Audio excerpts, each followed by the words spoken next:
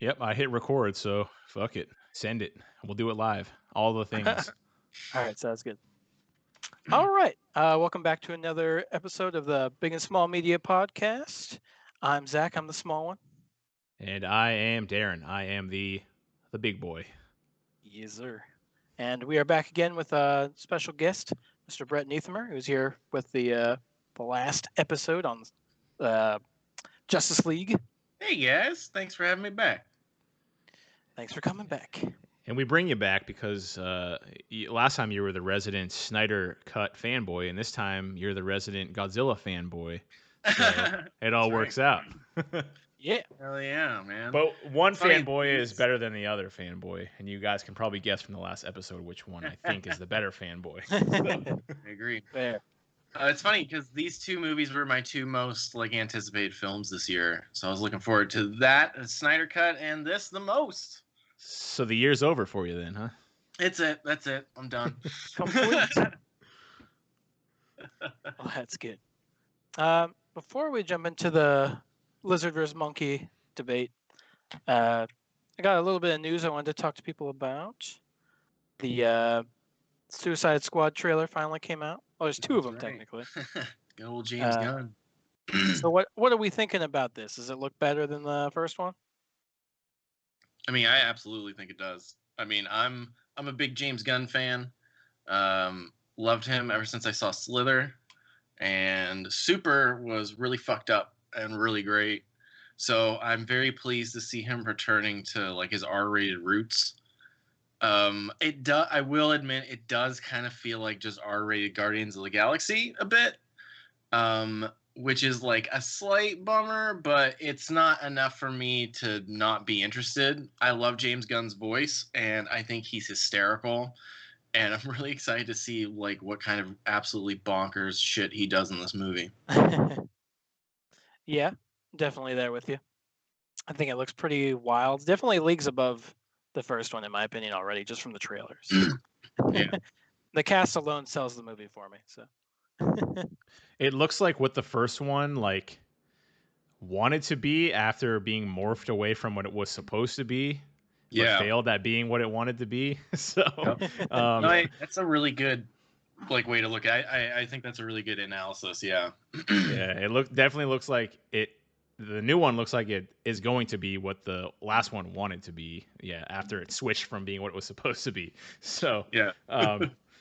It looks good. I think it looks pretty entertaining. It looks a little bit, maybe, I don't know, dare I say campy a little bit, but yes, I agree with that.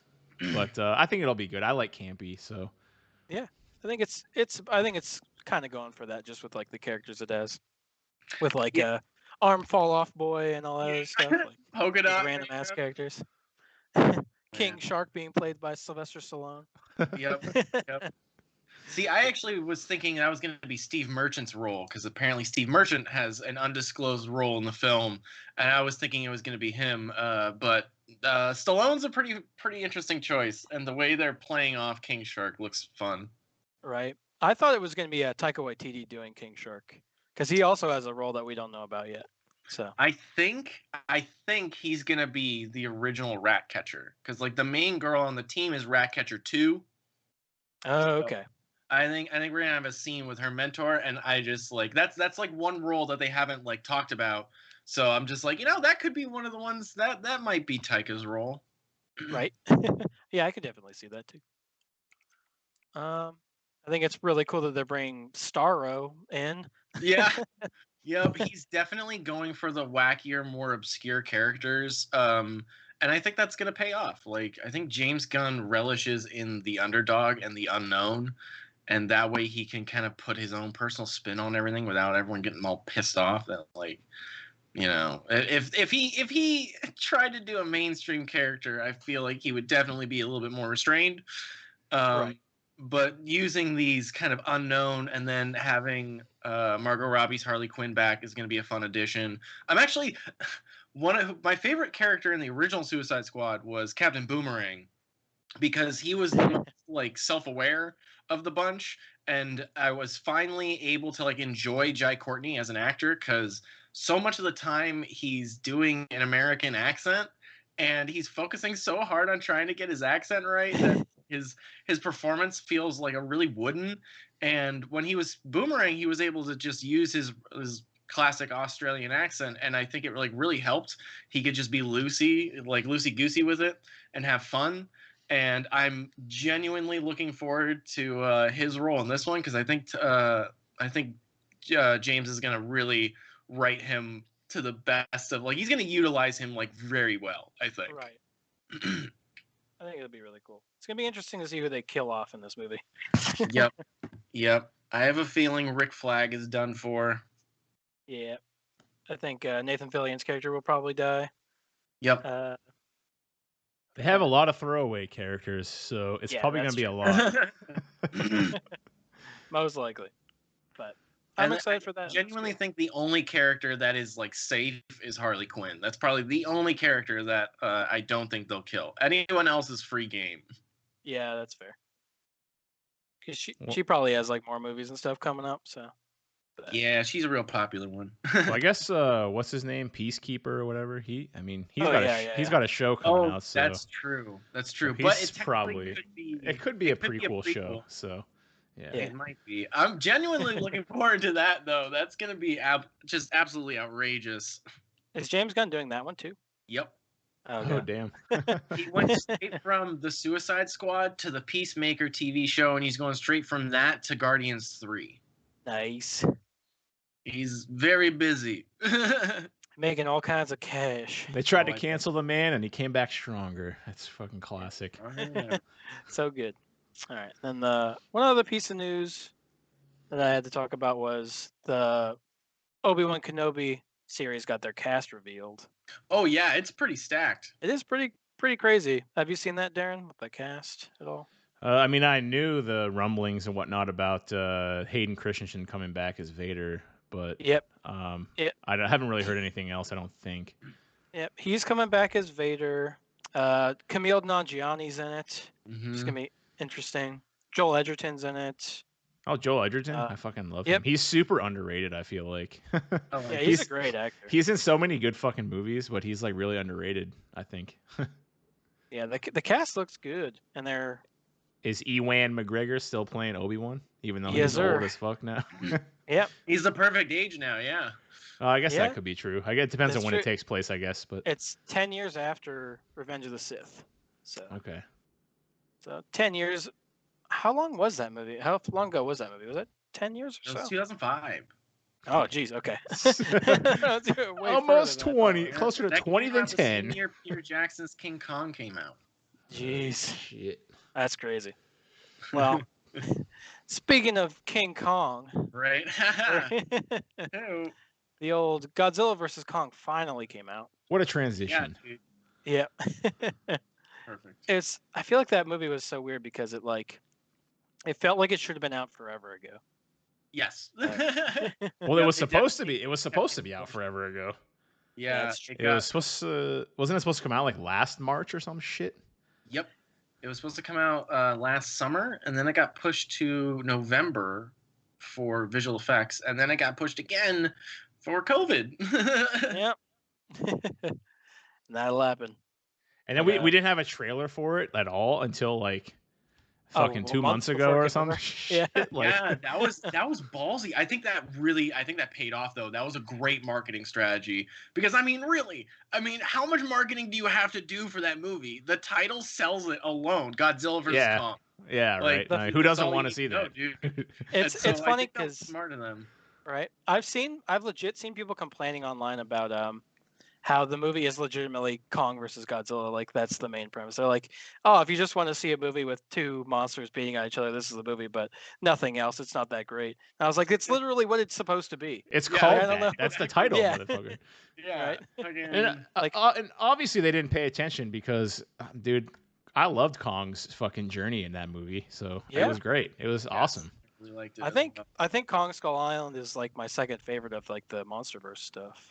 I think they've done. I think Skull Island is the best of the MonsterVerse. Now, it's not my favorite, but I think of like the films made, I think it's the best film made because like I rewatched the 2004 Godzilla, and I actually liked it a lot more than I did when I rewatched it before King of the Monsters came out. And first of all, let me tell you that 4K is a revelation because that Blu-ray is criminally dark, and the 4K lightens everything up in a very natural way. It doesn't feel like brightened kind of. But it's just now you can see things, and it feels a lot better. I still think that the main character should have been Bryan Cranston instead of Aaron Taylor Johnson because he's all right, but I think he's of the main characters in the MonsterVerse franchise, I think he's the most boring. Like, I was so bummed when fucking Bryan Cranston's character died in that movie, like in the first 30 minutes or some shit. I was like, all right, thanks. Because he was advertised as like a big part of the movie. Yeah, and then he fucking died. I was like, okay, all right. So like he's got kind of like the most boring character, and then King of the Monsters I love, but it's got some of the worst dialogue ever, and it also has these like criminal like plot, moments where like she overhears the villain's plan through like the intercom that they left on, and I'm just like, oh, like just these like kind of cinema sin type things that like I think bring it down. And then Kong Skull Island I loved it, and I think it benefited from like truly knowing what kind of movie it was and embracing the kind of ridiculous nature of it all.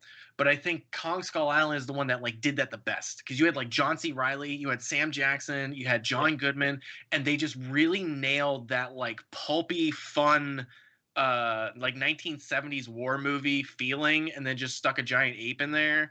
And like I think it's kind of balanced the best. I love all of the MonsterVerse films, and I think they're all quality movies. But I just think Kong Skull Island maybe like hits that balance just right. It has one of the better casts too, in all honesty. A lot of fucking powerhouses in there, especially Samuel Jackson, like, and John Goodman. Holy shit! And Tom Hiddleston. Tom Hiddleston's in there. Yep.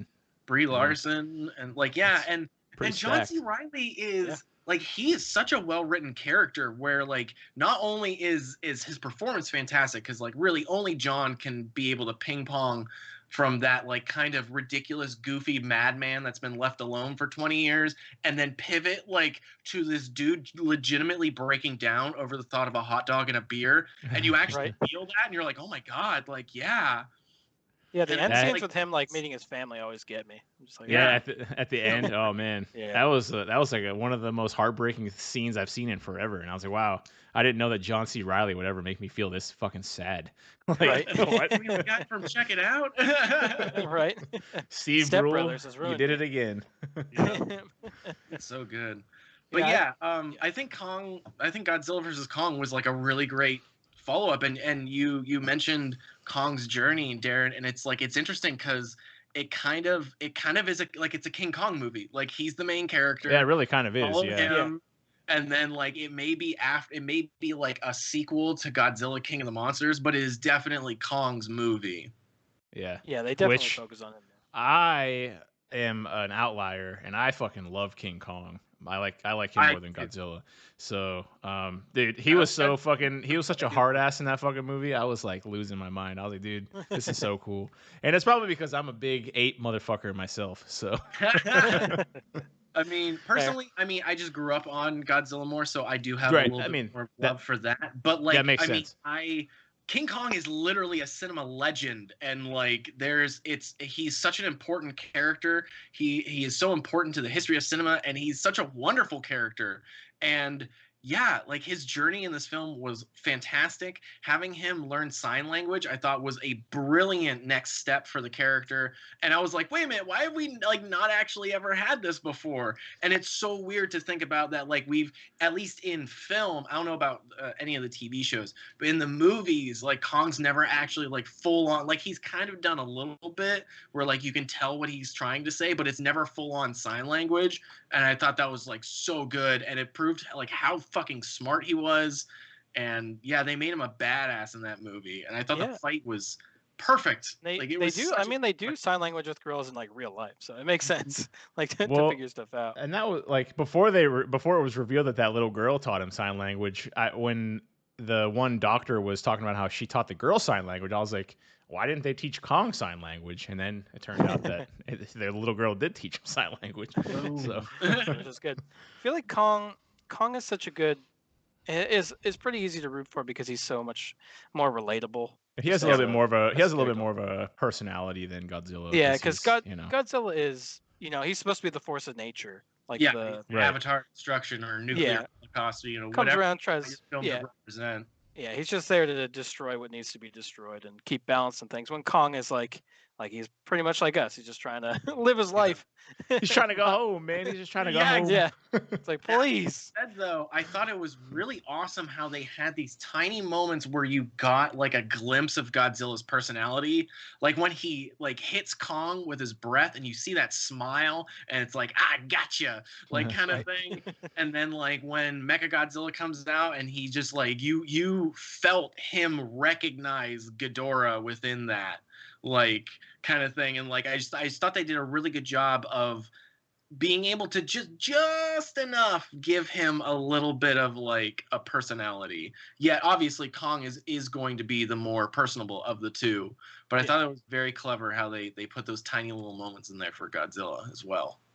Yeah. I like how they're moving towards. I feel like the closer they got to this movie, the more they realized people didn't care about the human characters in these movies because their dialogue is just terrible throughout pretty much the entire movie. I mean, for the most part.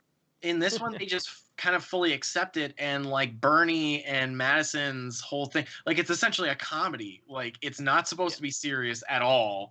It's just like, oops, we accidentally, and then like we save the day by helping out by throwing coffee or it was alcohol. It was it was like the flask that his fucking girlfriend gave him, which was kind of a dick move of that kid to do that, to be honest with you.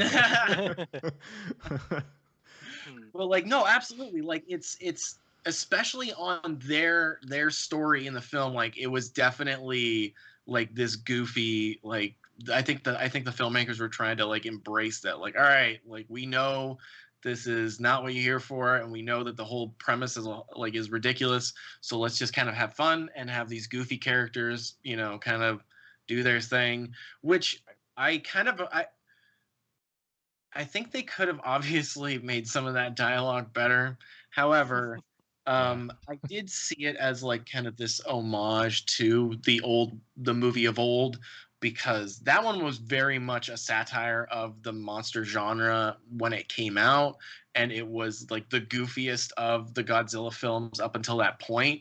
And so I kind of saw that as the filmmakers, like in their own way, just acknowledging kind of the goofy roots of where this all came from and being like, all right, people, like this is dumb. Don't take it seriously. Right. Which is good because I'm not here to see human antics. Yeah. Want these big motherfuckers to punch each other. That being said, I'm genuinely interested in what's going on with like now this whole Hollow Earth thing. That was another thing I liked with it. Like with this film, kind of, it's like you look at the way each film is kind of structured and done. You have like the original Godzilla or the 2014 Godzilla. Obviously, very much a modern film. It's supposed to be a modern take on Godzilla. Yeah. But then you have Kong Skull Island is definitely like a 70s film. Godzilla King of the Monsters felt for me like an homage to the Godzilla films of Japan from the 90s, where it's like kind of serious but not too serious. And then with Godzilla vs. Kong, this definitely felt like the filmmaker was embracing the movies of the 50s and 60s. And with that, I definitely felt influences from like 20,000 Leagues Under the Sea and Journey to the Center of the Earth and those old like Jules Verne, Edgar Rice Burroughs, stories. And I really appreciated that kind of feeling they were going for. It kind of had that old like serial adventure feel. It was really good. To go back to the like human aspect of the movie, I will say that I personally fucking hated it. Like, yeah, it's pretty bad. Whenever it went back to like the scenes with like Millie Bobby Brown and the kid from Deadpool and whatnot, I was like, dude, can this scene be over like now? Because I don't care. Yeah, I want to see more of Kong's journey. I don't want to see this shit. Yeah, and it's weird because I feel like they gave them. I feel like the characters all had like this weird knowledge or like leaps in knowledge that they shouldn't have known throughout most of the movie. Or they see the Ghidorah skull with just like tubes coming out of it, and this guy's like, oh, they have psionic links going to like the guy and stuff. Like, how would you know that? How did you deduce that from like just seeing this? The second that movie, that's one thing. It's like a small pet peeve of mine where, like, the second they started up and it was like conspiracy podcast, I was like, oh, it's that, like, we're gonna have that kind of character, and it's just like, yep, he's gonna have all this knowledge because he's a conspiracy theorist, and like that's how we're gonna get like. Yeah, it's kind of this easy, like, if you have a character that knows all this stuff, then we can easily explain it to the audience, and like, yeah, it's pretty obvious that it's just like, yeah, it was a little wild, but see, yeah. I have liked, I did appreciate in like the humans involved in Kong's story. No, obviously they're still kind of whatever, but I thought they were better. You know, the little deaf girl. Yeah, was the great. little girl was good. Yeah. I wanted more of Alexander Skarsgård's story. I would have liked to see like what happened with his brother and that kind of stuff. Like I think that would have been. That dude is That dude is one of the Skarsgård brothers. Yeah. There's literally like fucking 40 of those guys. Like, what the fuck? Feels like it, yeah. For sure. They keep popping up. More of them. They're making more every day. God damn. Like the little girl was kind of like an homage to the little, like the twins and stuff in the old Godzilla movies. Yeah, I felt that too. I thought the same thing. Yeah, talking to Mothra and stuff. I think that this film, I think it was very smart of them to kind of pare down and really only focus on like the monster fights and stuff, and that's why it's the shortest of the MonsterVerse movies, and they kind of tried not to get distracted with a lot of different, you know, bells and whistles and just focus on like the simple story, which I do genuinely think benefited the film. There is one, however, small little human story element that I would absolutely kill to just have a single scene put back in, and that is the fact that the guy who is piloting Mechagodzilla, Ren Serizawa, is Serizawa's son. The guy from the first. Yeah, they never said anything about it. Would have been nice to know that. It's literally only his name. I found out. I was like, is that supposed to be his son? And then I went on like the wiki, and it confirms it. The novelization apparently does go more into detail about that. And I'm just like, oh man, like I really want like a single scene where someone just like talks about how his father would feel about what he's doing. Like that's all. Yeah. Yeah, that's quite the fucking contrast between his fucking father, because his father would absolutely hate that shit. Yeah. Exactly. Yeah, it's like the one thing I'm like, I really want that. So why would they even have that be a detail if they're not gonna like explore it or reveal it? Like, it doesn't make any sense. Well, it was I'm sure in the script it's there, and I'm sure they do bring it up, but it was probably used within a scene that they ended up feeling was either redundant or just like slowed down the film or something like that. I remember him saying that most of the cuts to the film were made in like the first half hour of the movie in Act 1, because there's just a lot of story they have to set up, and they want to try and get through it as quick as possible, kind of thing. Sense. So I'm sure there were like little bits and pieces. I bet you it'll be a deleted scene. I bet you it'll be a small deleted scene where they bring it up, and then you'll be able to watch it on the Blu-ray. Yeah, that'd be cool. I'm interested to see if they do like a extended cut of this movie or something on Blu-ray. Yeah, I'd like that. I don't know if they will, but yeah, I don't know if they need to, but it would be cool. I will say my one other, like, after watching the film and like kind of, especially like, you know, I myself am doing my own review, and so I watched these films multiple times when I do that. So one expectation I had going into it the first time, that now that I've watched the film multiple times, I don't care about it as much, is I will say that when I did go into the film the first time, I was expecting to see some more monsters. I was expecting like a Mothra larva. I was expecting to see Rodan come back and stuff. And so that was like a little bit of a disappointment. But after like kind of rewatching the film and kind of, you know, seeing what the film is and what they focused on, like the only place I could see that is like if in some of the shots of the Hollow Earth we saw some of the other monsters like flying or running around, just like establishing that they're there. But I guess the excuse me. I guess the prequel comic that was like just released today or this week or something, yesterday I think. They did a prequel comic for each character, and I guess the Godzilla one has to do with that. And it's basically explains that once he felt kind of Ghidorah coming back with the tests of Mechagodzilla, he basically put all the other monsters back to like dormancy and told them to like slumber so that Ghidorah couldn't pull what he pulled in King of the Monsters again and wake them all up and shit. So they're all alive. They're just like he told them to go dormant until he found out what was going on. That's apparently like kind of in the comic they like explain that, and that's why they're not around. It was because he was like trying to lay down the law, kind of thing, and they would get in the way. But like I guess, and that makes sense. It makes sense from a storytelling, point of view. That also makes sense because especially with this film, with Kong being such a big main character, and you have even more time devoted then to the special effects for this main character, like it makes sense that they would want to pare down necessary monsters and stuff. So yeah, it was cool that they had like those weird flying snake things when they went down to those were awesome. that he got to beat up. Pretty cool. But yeah, I could see wanting to see more of the monsters and stuff and have it explained, but I like kind of what happened. I'm okay with them just focusing on the two main title monsters. It definitely makes sense for this film to just do that, and that's fine. Like now that I've watched it, I'm like, yeah, no, that's totally cool. Right. When they went into the Hollow Earth, it really was fucking Hollow Earth. There was like fucking nothing going on in there. Yeah. there was like nothing going on there. I was like, wow, there's like no monsters down here except for the ones that Godzilla obviously annihilated. But right. But I thought that was kind of disappointing that Hollow Earth was like literally Hollow Earth, and there was like fucking nothing down there except for a couple monsters, and But I mean, it's like you guys said though, that wasn't really the focus of the movie, so I can see why they didn't put that much time into it. I'm sure they could. It would have been nice to get like an end credit scene or something, kind of hinting towards more exploration of Hollow Earth or something. Yeah, I agree. But, I think that would have. Like a fucking camera fucking going over a hill and there's just like a bunch of fucking monsters everywhere, something outrageous, like something like that. But yeah, I mean, cool.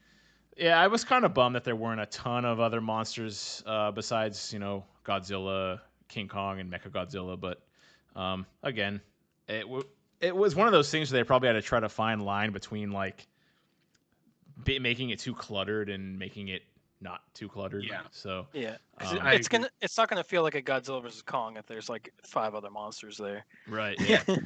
Yeah. Just focus on the simplicity of it all and make that simplicity like as good as they can, and that's what they did, and I think it paid off. Like it really did. Speaking of the Hollow Earth, I actually really liked kind of that. I liked how it was like kind of done with the two sides where one's on top and one's on bottom, and the gravity like kind of switches between the two. So I would love to see some new crazy monster, use that to some cool effect in a future film. Neat. Fighting in the Hollow Earth a little more and like jumping from like structure to structure and stuff. That would be pretty cool. That would be really cool. Let's talk about well, everybody knew it was going to get to how the movie was going to kind of roll with, them fighting and then something else showing up for them to fight together. Yes. How do we feel about Mechagodzilla? You guys, who do you want to start? I guess I'll start. I mean, I thought he was really cool. It was interesting how he was done with the whole like sentient AI, like him basically King Ghidorah's mind taking it over. I guess. Yeah. That's what they were like hinting at, right? Or saying? Yeah, pretty much. Okay, they took it over, which is interesting. That if it is King Ghidorah, just his mind in it, that he knew how to use like all the weapons and stuff like automatically. But I thought it was cool. The design was a little goofy, but I get it. Like it needed to be less cumbersome than the old Mechagodzilla designs. Yeah. But I thought it was cool. The fight was really neat. I like the tag team aspect of it. Godzilla was kind of getting his ass beat by Mechagodzilla for the most part. He was tired of fighting Kong. Yeah, that's true. He could have been tired, but like the when they had the beam clash and he just got overwhelmed and stuff. Like, that's not a complaint. I think it's really cool. But I like the addition. I almost would have preferred it not being in the movie, just because, like I said, that's kind of the expected when it comes to these movies. Yeah. Like, that can't just be a winner. That can't just be them two the whole time. I would have rather it just been them two, but it was a cool addition. That's what I thought. I'm glad it wasn't just them two. My boy Kong got the short end of the stick on that one. I'll tell you what. Yeah, Kong got kind of. I mean, he kind of won the one fight, but he mostly got railed for the most of the movie. I know. When they fought in fucking Hong Kong, he got annihilated. Yeah. Which I don't know. I mean, I guess I can understand, but to me, it's just like, especially like when you look at the picture of those two, like, you know, the quintessential picture of them like fighting on the boat. Like, Kong looks like he's actually like a little bit bigger than Godzilla in some aspects. So, it's just, to me, like, I get that Godzilla has his atomic breath and stuff, but like Kong has full-length arms and like full-length legs and like functional, like full-length, you know, limbs. I feel like that would give him quite an advantage. But it makes sense that he lost the boat fight because he's not supposed to be in the water, and Godzilla's like, "This is where I live," essentially. Yeah, so right? Yeah, that makes sense. But around you. Yeah. But the other. Yeah, I feel like it could have been. I feel like the. I mean, I guess it wasn't necessarily like an utter defeat. Like, he didn't obviously die, but I feel like I feel like the land fight should have been a little bit more of a toss-up. Like, I think they kind of like they what was it? Skarsgård comes out and he's basically like, well, round 2 goes to Kong. So I kind of saw it as like, like the boat is round 1, the first fight is round 2 in Hong Kong, and then like when Godzilla and Kong get back up after that, like he hits him with the axe. It's like that's round 3. That's at least that's kind of like how I saw it. Yeah, that's kind of like they each win a round, and then it's like the third round determines the winner, and Godzilla won that. But I like, for me, I thought they handled all that like really well, and I think they played to each character's strengths really well. With like, obviously on the boat, Godzilla's gonna have the advantage. But I really appreciated how Kong was using the buildings, and there's especially that shot where he's like up on the building hiding, and then he throws a crane as like a distraction. That was great. Yeah, that was good. But like, it's also interesting because like with like the punch, like I'm sure like Kong's punch was probably stronger than Godzilla, but like you have to remember that Godzilla is kind of cheating because he's got a tail to keep him propped up, and Kong doesn't have that extra support. So like there were times when Kong definitely like went down a little more, but I only felt that was because like just because he's built different. Like he doesn't, you know, right. That makes sense. So he's taller, but he's like, you know, he doesn't have as much weight behind him. Godzilla is a very thick boy. He is, and he's like he is like he said, he's an active nature. He's like the destruction. Yeah, so true. like moving against him is kind of rough. He's meant to win for the most part. He's there to make things right. But I'm gonna go back to Mechagodzilla though, so I can talk about him. I thought Mechagodzilla was pretty cool. Obviously we all saw it coming, so it wasn't that much of a surprise when it was revealed. I actually got it ruined for me on YouTube because like I was just scrolling through my YouTube like recommended feed, and one of the recommended videos was like full Mechagodzilla fight from Kong versus fucking Godzilla, and I was like, all right, great. I guess Mechagodzilla's in this movie. I mean, I already knew it, but I would have liked to find out in the fucking movie, but whatever. It wasn't that big of a deal. But I thought it was kind of cool how he ended up taking over, or King Ghidorah ended up taking over for the AI. I did think it was kind of dumb how like they just had this like, apparently it was being like powered or turned on by like fucking satellites or something. Like that was kind of dumb. But like, and like if King Ghidorah was able to like hack into the damn fucking system and take over the AI, like couldn't he have like hacked into the satellite and like disabled that whole fucking shit? But I mean, maybe not. Who knows? But right. It's funny exactly you brought up him knowing how to use those fucking like weapons. I was like, I wonder how stocked up those weapons are and how they get refilled. Like once King Ghidorah expends them, then they're just gone, and he doesn't have those anymore. You know, like once he shoots all the missiles, they're just gone. So you would think he'd have more too, since he was. What would have happened if he won the fight, but then he expended all his stuff? So now you have like a weaponless Mechagodzilla just kind of running around, right? Just punching. Yeah, I don't know. But I mean, yeah, his beam did a lot, but yeah, true. But even that probably has like a finite amount of, oh yeah, I'm sure. I mean, it's obviously being powered by something, in which they found was from, I guess the theory would have to be he'd have to travel back to Hollow Earth to like get more charge Energy. for energy or whatever. But Yeah. but yeah, I thought it was cool. I thought the tag team fight was definitely very cool. I was happy to see Godzilla kind of get his ass kicked, because I was a little bitter about him almost That's fair. crushing King Kong's chest. What a fucking dick. Yeah, man. But, the second he got on him, I was like, oh no, he's gonna pull what he did to Ghidorah, and and I was like, oh, yep, that'll do it. It does show you though that even though it may not have seemed like it for most of it, it seemed like Godzilla wasn't totally trying to kill King Kong. He was just trying to get him to submit. Yes. For the most part. Yeah. That makes sense. So that's fair. Because he's like, I am the king of the monsters. Yeah, so he didn't quite kill him. I mean, he was King Kong was gonna die, but they said the humans, of course, saved him. But the tag team fight between Mechagodzilla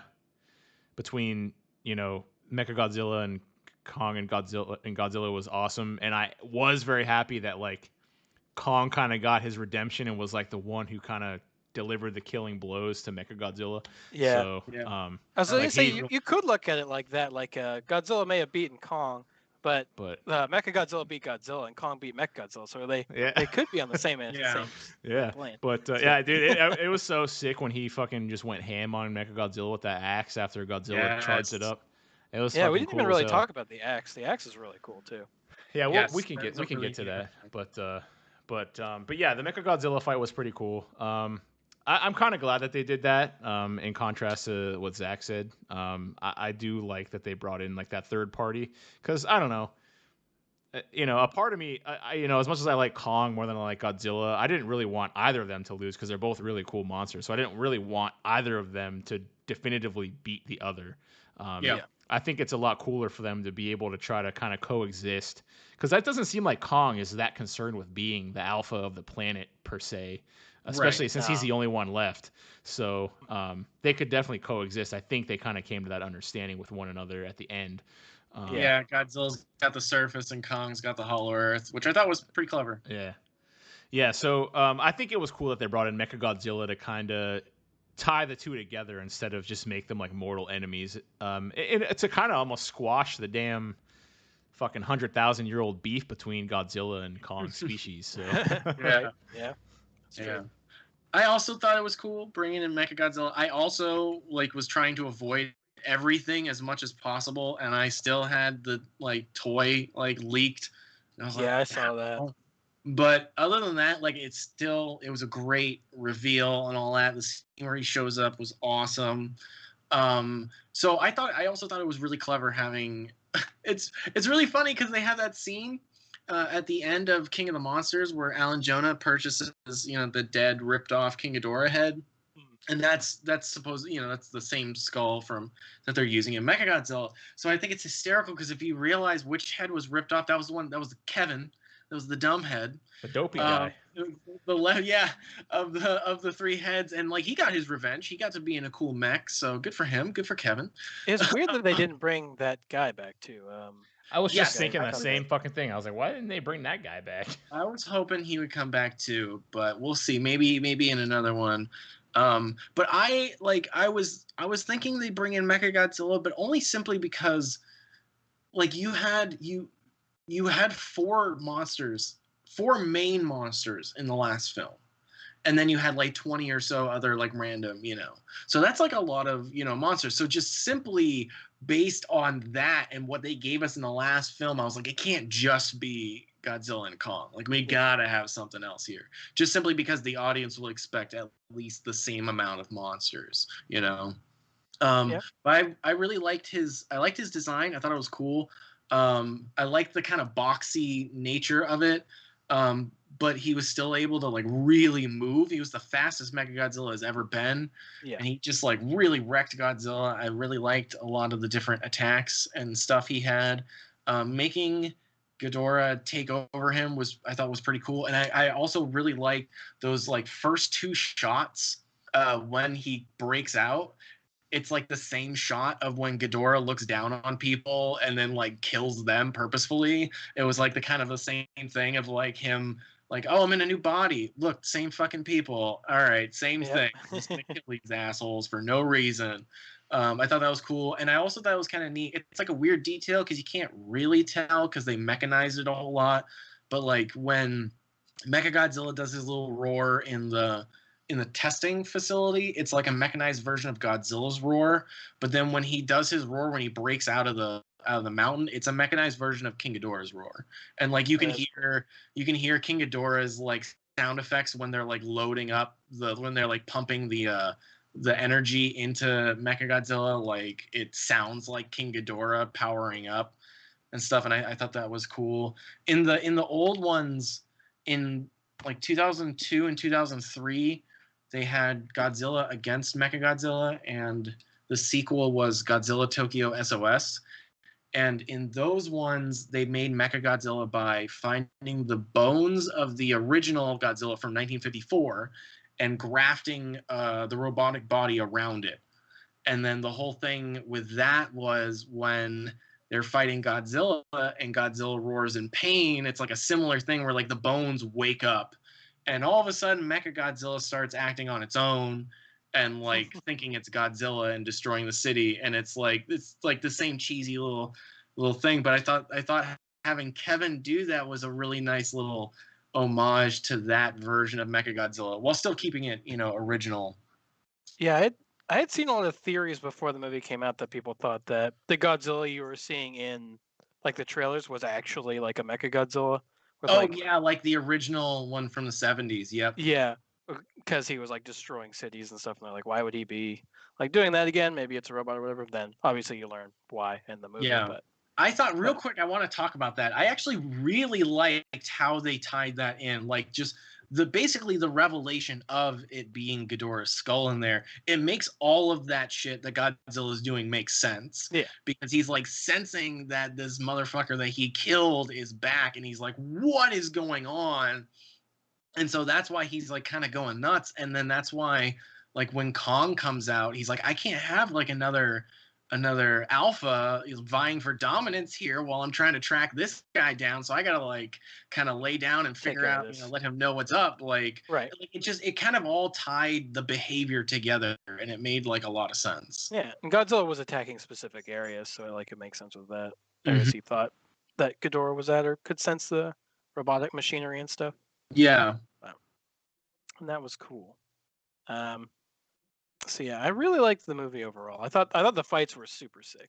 I agree. I think they're the best we've had in the because Ghidorah did some crazy shit in King of the Monsters, but that was like much more of it wasn't an extended fight. Like you still cut away to the human people like way too much, and it was more of like kind of just this like it was like a snake fighting a lizard, and it was more of like Ghidorah taking advantage and like flying up and dropping him and stuff. And like with this film, it's like an actual extended brawl, and it's more of like a boxing match in a way. It's a lot more visceral. Each other. Yes, agreed. So like I thought that was and then obviously by making Kong your kind of main character, that then justifies them sitting on the monsters for so long during the fights, which was very smart. But yeah, it was very well choreographed and very fun to watch.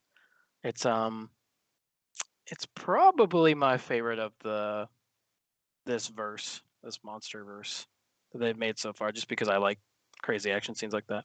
But, weirdly enough, I'm really fond of the first one. I know a lot of people don't like that one, but I kind of liked how they used Godzilla in the first one, as him kind of being like the shark in the water. Oh yeah, like when he appears, every time he appeared, it was like a big deal. Like he was scary almost. I thought that was really cool. A lot of people complain about not seeing him enough in that film, and like I disagree. Like I think it's great. I love how they treated him, and I loved how they had this mystique around him and stuff, and they hid him and kept all the reveals very dramatic. I loved that. I think the Halo jump in that movie is fucking awesome. But the thing is, like, once you do, like, that's so good for your first film. Once you do that, you can't do that. And the sequel's understood. Exactly. They're like, all right, so now we just show him and he's a badass. So, but like, it's so good for that first experience. Yeah, it really was. I like that a lot. So to touch on the like the axe, I kind of want to make that a transition into like almost like the future for the MonsterVerse, because I know right now it's kind of like up in the air. They don't really know what they're going to. That's why there was no end credits scene, I'm pretty sure, because they don't really know where it's going right now. So the whole reason there's like, we don't know yet, is they basically just need to renegotiate their contract with Toho. Oh, okay. Because originally the deal was for 3 films, and the contract was originally supposed to end in 2020 when this film was originally supposed to come out. And the whole deal was, other than Shin Godzilla, Japan wasn't allowed to make another live-action Godzilla film, which is why they got around it by making some anime Godzilla stuff, until the end of this deal in 2020. So now this deal is done, but I've seen people on both sides of Legendary and Toho seemingly talk about like the exciting future. So I don't think Toho is gonna like pull out completely. I don't think they're gonna take the rights away. I think they're just gonna renegotiate so that they can make Godzilla films at the same time. That makes sense. Because what I was gonna say is like, just because we don't really know that much about the axe, its origin, so it'd be kind of cool to see like almost like a prequel, kind of exploring like when Kong's ancestors were more numerous and what that looked like in the Hollow Earth. So it'd be kind of cool to. I don't know how they would do that, because there wouldn't really probably be much of a human element. I don't know if it would be required for a movie to be good for there to be a human element. I don't think so. But when King of the Monsters came out, the director of that film, Michael Dougherty, said that he was thinking about doing a prequel, like you're describing, set in BC times with like primitive humans. Okay. And like, if you did that, it would very much be like an homage to like 10,000 years BC and stuff like that, and old movies like that, where you just kind of have these very primitive people. But yeah, exactly. Then we could get into the axe, and we could get into that, like the feud between Godzilla's species and Kong's species, and I think that would be fucking awesome to see. The director of Godzilla vs. Kong, Adam Wingard, said like they have all of that information. Like they have all the lore and stuff, but again, because they wanted to focus on the 2 fights and the characters, they wanted to peel back on that a little bit and hold off on that, and hope that it intrigues people enough so that they can tell the more about that. Yeah, makes sense. Yeah, that doesn't make sense. No, go ahead. No, I was just gonna say that makes sense. So it would be cool to, because the axe element in Kong was in Godzilla vs. Kong was really cool. Just like, obviously it was made from, I think the theory is that like the handle is made from a bone from Godzilla species, and then obviously the blade is one of the the fins or whatever on his back. Yeah, his dorsal plates. Yeah. So it'd be cool to see like. I don't know if you guys noticed the detail, but like, so on the handle it looks more like regular bone, but as it gets up near the axe head part, it's red. It's almost like it's crystallized and turned to like rubies. Yeah, I did notice that. It was pretty cool. It's a neat detail. But yeah, I think with the dorsal plate and how they're kind of linking, like in the first 2 movies, they talk about how Godzilla like feeds off of radiation from the center of the earth. And so then in this one, we see the radiation kind of itself. It's like the core is like, I guess, blue, whatever, or the earth is blue now. And how like Godzilla is actually linked to it, kind of thing. And like, I thought that was a neat detail, which I absolutely want to be explained and expounded upon. Yeah. Well, the crazy implication here from Godzilla vs. Kong to me is that Kong's species was actually like the rulers of the Hollow Earth, because obviously there was that mountain, with the throne that Kong sat on. Yep. And there was even a fucking, basically like a keyhole to the goddamn core of the earth, with the fucking axe being the key. So, so the implication is that like Kong's species had some kind of like mad amount of power down there back in the day. So I'd be curious to see if like Godzilla's species were trying to overthrow that because they needed more access to the damn radiation that maybe the Kong species was kind of regulating or ruling over or something like that, because obviously the axe like unleashed like the energy when they fucking put it in there. So it's kind of cool the implications they kind of laid out in that movie when you think about it. Mm-hmm. Yeah, definitely. They definitely have a lot of options to do really cool stuff with these features and stuff. I think it's a really cool little, like I think they've crafted a very interesting world for these monsters to exist in. And like typical Godzilla films, it's just kind of like okay, well they're just monsters. It's like, oh, okay. And then in some of them, it's like, well, this is a byproduct of this thing, and it mutated this, and that's why they're monsters. Right. And then in some of them, it's like a mystical thing. It's like, oh, they're guardian monsters. And I just thought it was a really cool, like, again, kind of this homage to the old sci-fi serials of the 50s and 60s, like Lost World, the original Lost World, and, the Edgar Rice Burroughs novels, and all that kind of, like, this old-fashioned sci-fi of, like, it's a monster, there's a hollow earth, kind of, next we just need Brendan Fraser, right? Right, yeah. Good old Brendan Fraser. So where, I know you were talking about maybe a prequel being like the sequel to this. Do you guys have any, well, I guess, Brett, do you have anywhere specifically you would want this to go? Well, I think regardless of where they go immediately, I think the only way to like end the franchise would be to do an Americanized version of Destroy All Monsters. Yeah. Because I mean, you have to end with like the craziest battle royale ever.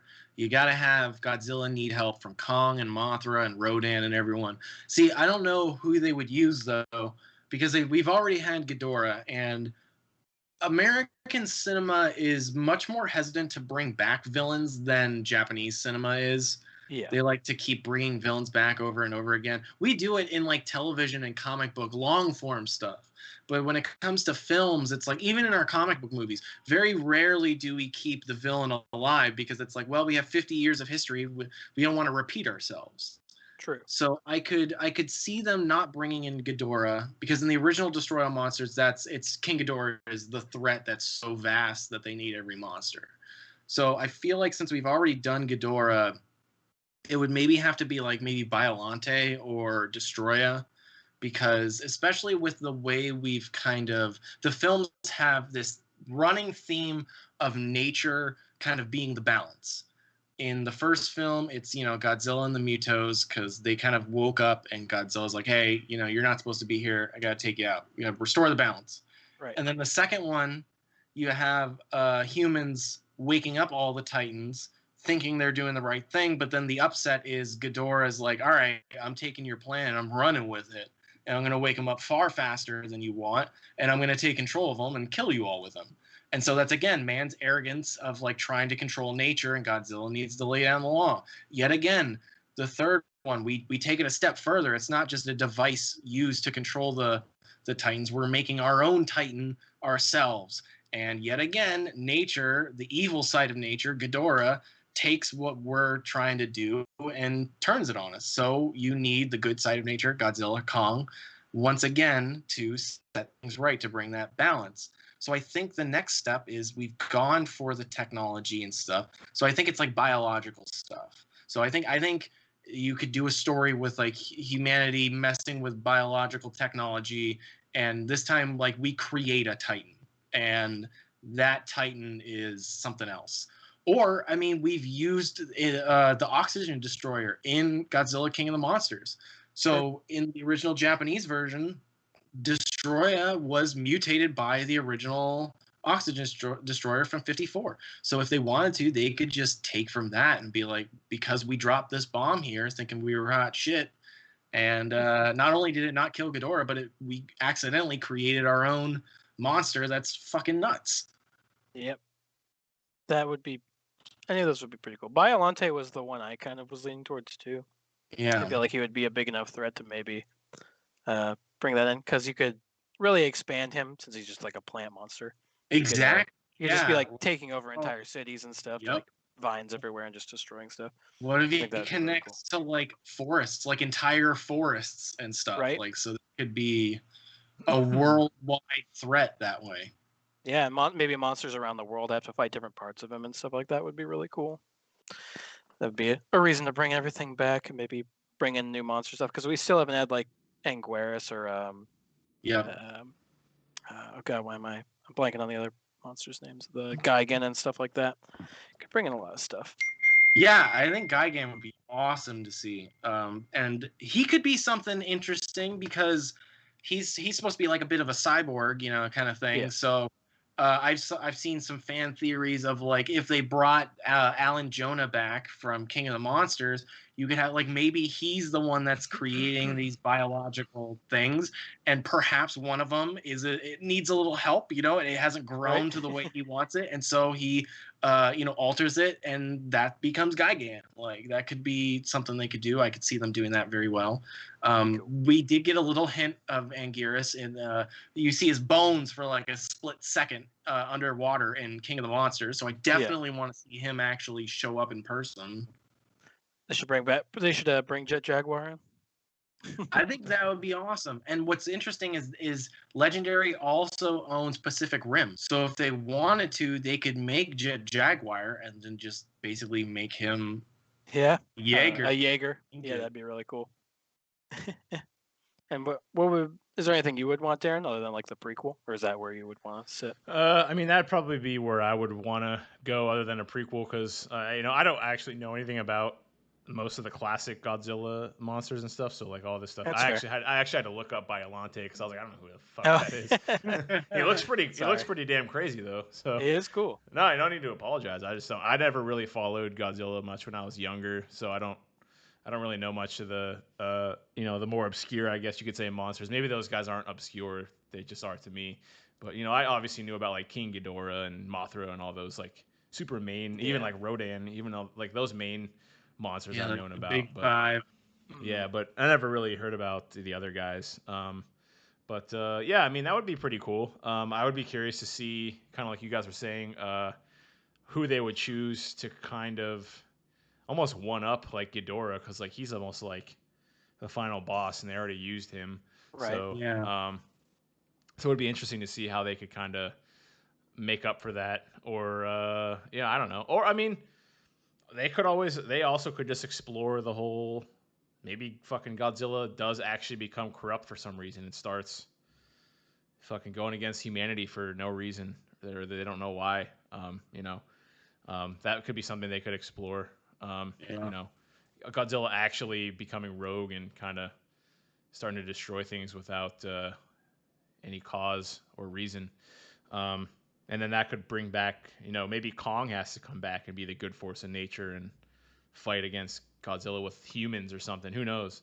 I definitely am interested to see where they decide to go with it. At some degree, I kind of feel like they almost are tapped already.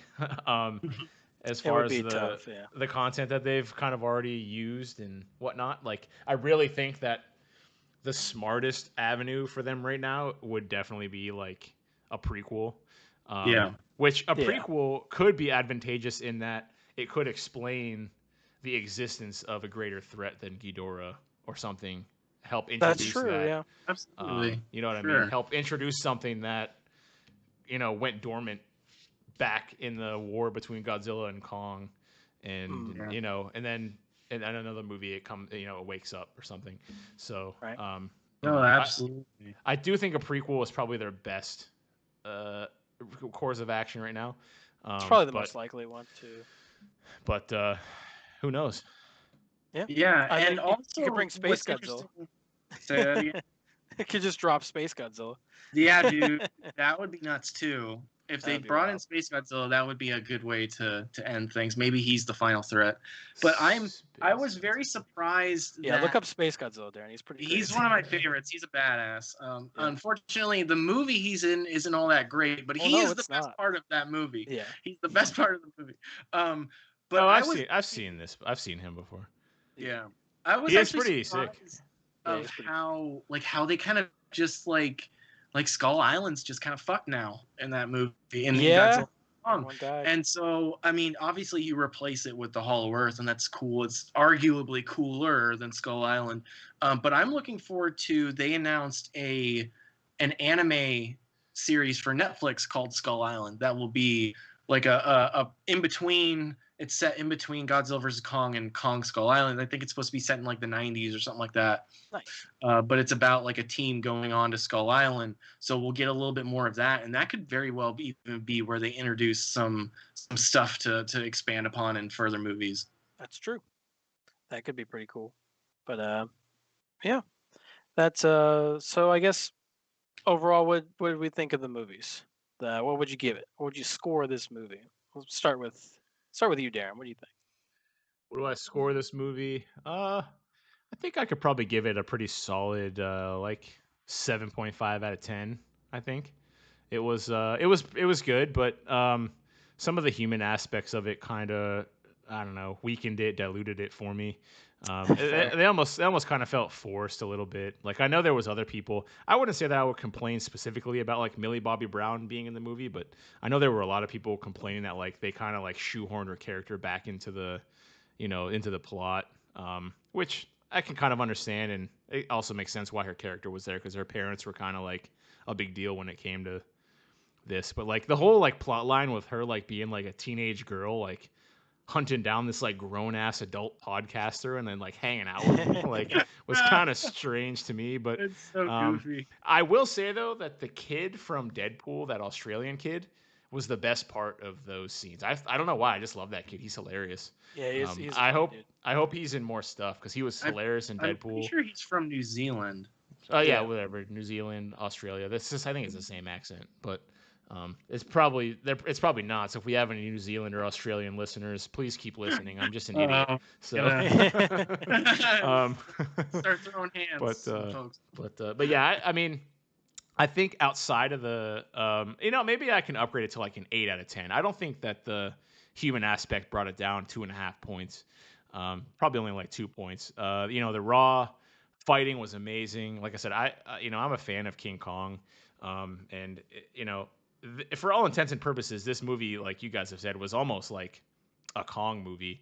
He was kind of like the protagonist in a way throughout the movie. So I did like to see him more. I like to see his like character development. And I just thought he was a really cool. I think the way that they did him was super cool. Like my man had a freaking nice ass like fucking beard going on, man. He was looking clean as hell.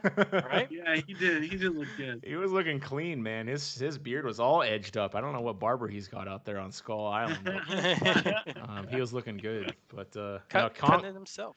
Yeah, maybe. But Kong was definitely cool, and Godzilla's always cool. I mean, as much as I like Kong over Godzilla, Godzilla is obviously a classic. And the MonsterVerse, of modern times has been really well done, in my opinion. A lot better than what we got with the Matthew Broderick film back in the 90s or whenever that came out. But that's a perfect movie.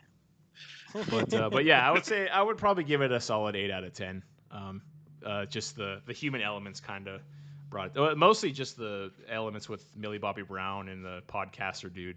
That stuff was kind of lame. But the other human aspect with Kong was cool. I understand that their utility was needed because they were the ones who were transporting him from. Although I don't really understand why they didn't just fly him to begin with. Would only make sense. But yeah, so I'd say 8 out of 10 for me. All right. How about you, Brett? I mean, it's a solid score. I would probably have to get it around the same, just going strictly from like a critical point of view, because like the people characters aren't all that great. Millie Bobby Brown is, her thing isn't too great. It's tolerable because, like I said, I kind of see it as like a comedy and just this kind of like goofy side adventure. It doesn't take itself seriously. My only like major, I guess, complaints about the film itself is like I do genuinely just want a scene talking about Ren and his father. Like, I genuinely think just that alone would be really great. And then there's still some kind of dialogue and whatever. So it's like, from a strictly critical standpoint, it would probably be like a 7.8 or an 8 out of 10. but like these are also like, I think you also kind of need to look at like what kind of film is it trying to be, and does it succeed in that? And this film knows exactly what it is, and it goes for broke, and it does it exceedingly well.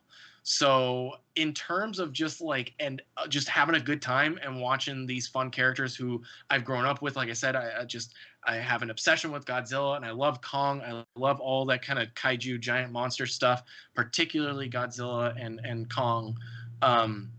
So like, I mean, for me, this is like, it's almost perfect. It's like a 9.5 kind of thing, just based on pure enjoyment. If I wanted to critique it harsher, like, yeah, I can from a critical standpoint. These people aren't really all that well written. I want a little bit of this. I also felt in just a few shots, there were just a few shots where I actually was slightly disappointed with the CG. Where it was just kind of like, it wasn't like, that's a bad shot. But it was like, oh, that's a... Instead of me thinking that's Godzilla, I was thinking, oh, that's a good CG shot, you know? And it's not bad, but it does kind of slightly, you know, bring you out of the moment, just a little bit in that moment. Like, I think the one shot of him coming out of the water, like, he didn't look all that great, and I was like, oh, okay, you know. But like, so there's like a few things that if I want to nitpick, I can talk about, but in terms of it, just like, it was a go for broke, goofy ass, fun giant monster brawl movie, and that's exactly what it delivered on in spades, and I enjoyed the hell out of it. Right.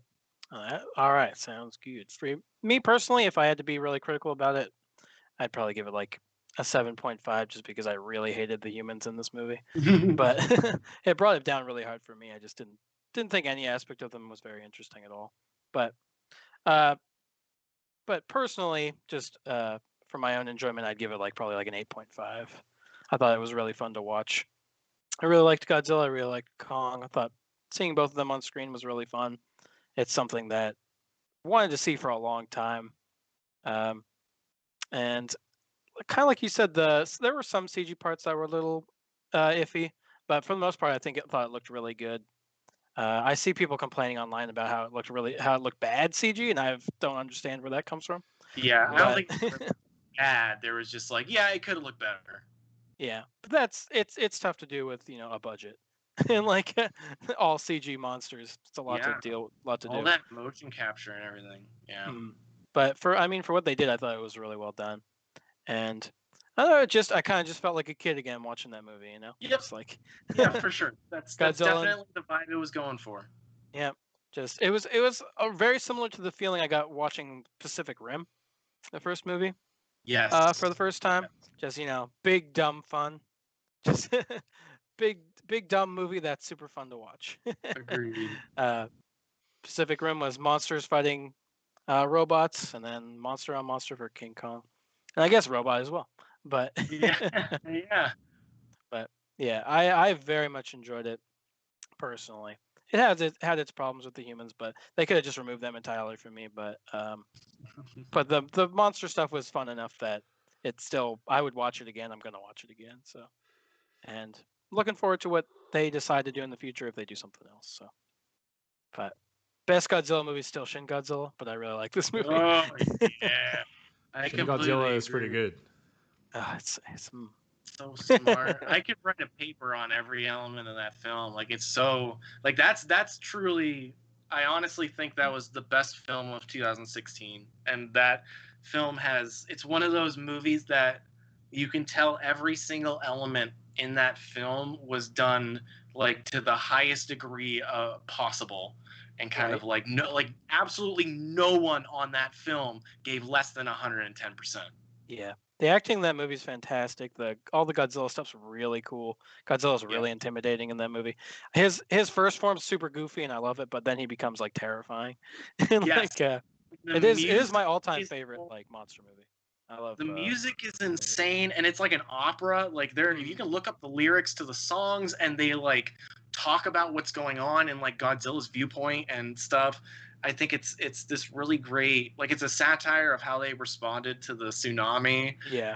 And so all of those political elements I think are genius. It's really good. I have it on Blu-ray. I wish I had it on 4K or something, but maybe I'll rewatch it some night.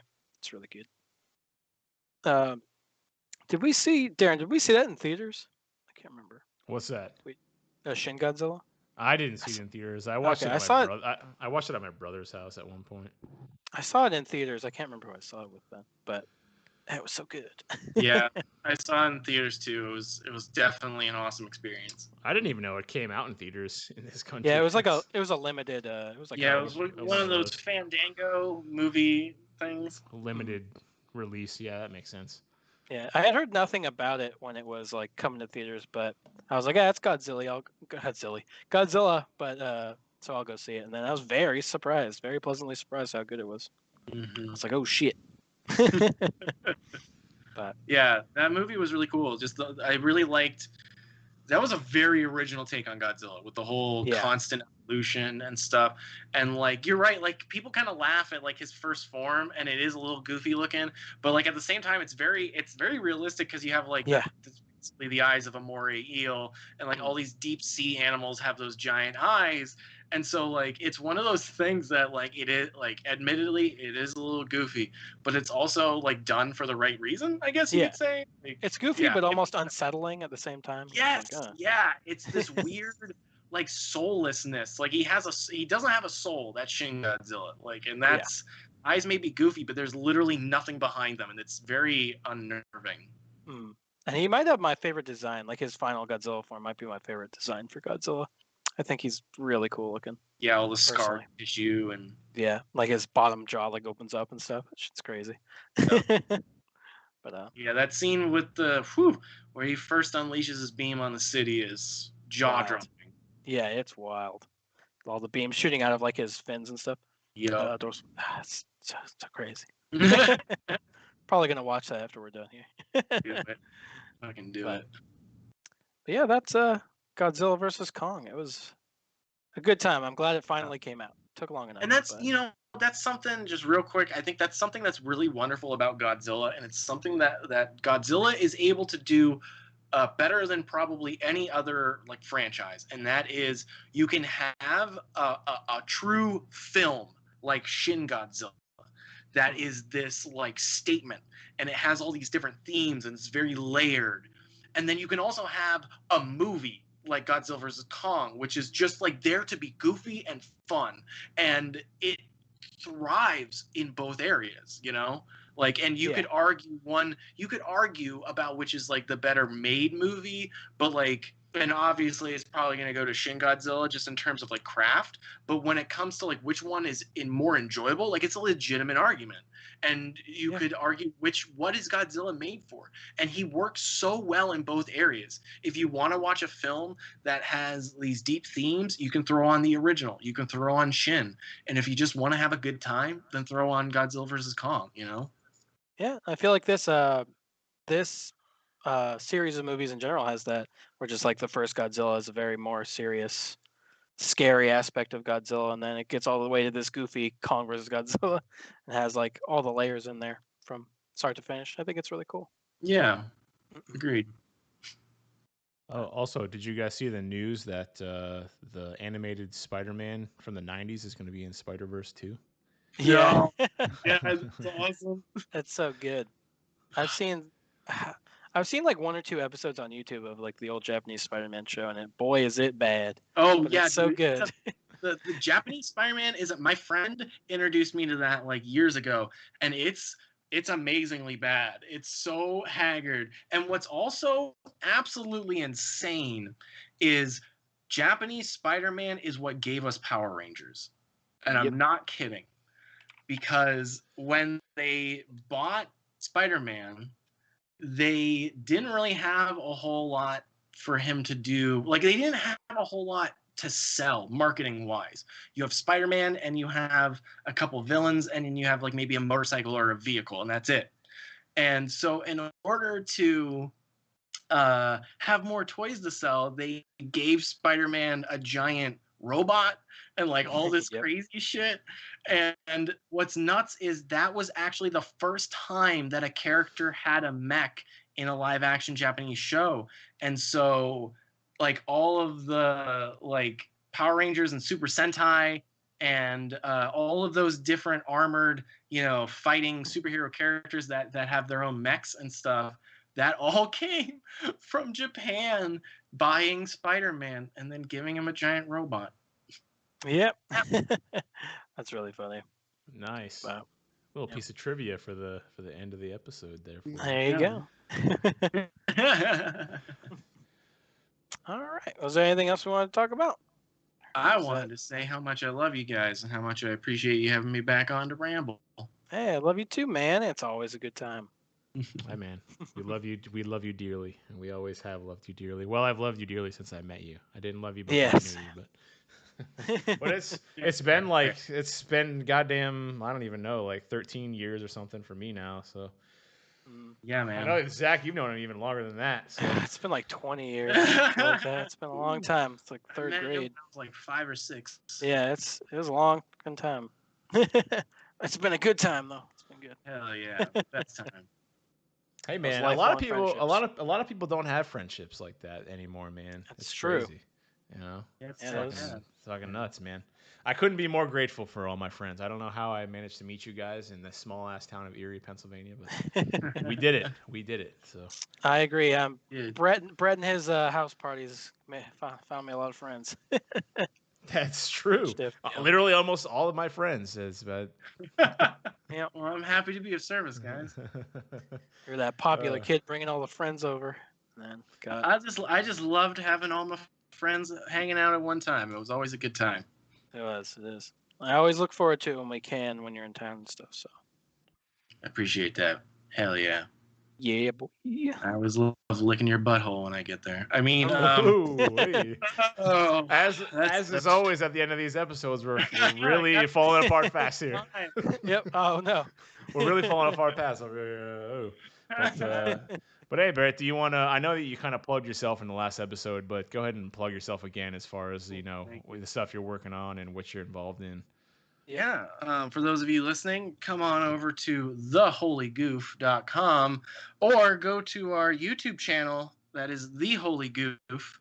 On YouTube, you can find Brett's Flicks or Anime for Amateurs or Zach's Record Reviews. We have a bunch of different series of videos where we review albums and anime and film. I have a couple different think pieces where I talk about film theory. On the website, we just recently posted my written review for Zack Snyder's Justice League, so go ahead and read that. I will also be having a review of Godzilla vs. Kong up there very soon. Spoiler alert, his review is a fluff piece. Fair enough. I'm just kidding. I didn't read it because I didn't feel like spending 4 hours reading a review because I already watched the movie. No. There you go. Everybody else go read that review to support the man. Yeah, everybody do it. I'm sure it's great. But all right, man. Thank you again for coming on. Thanks for having me, babe. Anytime. All right, and just for anybody out there listening, as always, thank you for checking us out. We're gonna keep trying to make these and get them out for you. Shout outs to Theo Arvantinopoulos, I think that's how you say his name. Hello, yeah, the old T Nutty. He shot me a message on Snapchat the other day and was telling me that we need to keep making these because he really enjoys them. So nice. I just wanted to shout him out for being a listener and reaching out and letting us know that we're making some enjoyable content. So thanks, man. If you're listening, we really appreciate you. These getting these last 2 episodes out have been more consistent than I think we've been since we started. So let's just try to keep it up. Might be, but should be good. Yeah, circle back. Thank you everybody for listening. We appreciate the support. So and if you don't mind sharing our podcast out to your friends who might be interested in this kind of stuff, it would be great. It's a nice, easy, free way for you to support us. So. Yep, and if there's ever a topic anybody wants to talk about or wants to come on and talk about, just feel free to hit us up. That's right. I need to make us like a Twitter or a Facebook group or something. Yeah, we do need to do something like that probably, or an Instagram. But until then, more than likely, most of the people listening are just our friends, so you can just reach out to us on Facebook or something. Yes. On our personal accounts. But we'll try to get some social medias up there for people who are listening and don't know us personally, if there are that many of you out there. So that way, if you do want to reach out and request some kind of coverage, you can do that. Yes, because I know we have somebody from Germany and some people from Turkey who listen at least. So. All right. So there's got to be more people in the U.S. that we don't know that are listening. So yes. But yeah, we'll get that stuff rolling so you guys can reach out if you want to suggest stuff. But yeah, that's a long-winded thank you. So thank you. Yep. Thank you very much. And I hope you have a great day, great night, wherever you are. So. Thanks again, Brett, for coming on. We appreciate you, buddy, and we love you too. Yes. Love you too, guys. Thanks for having me.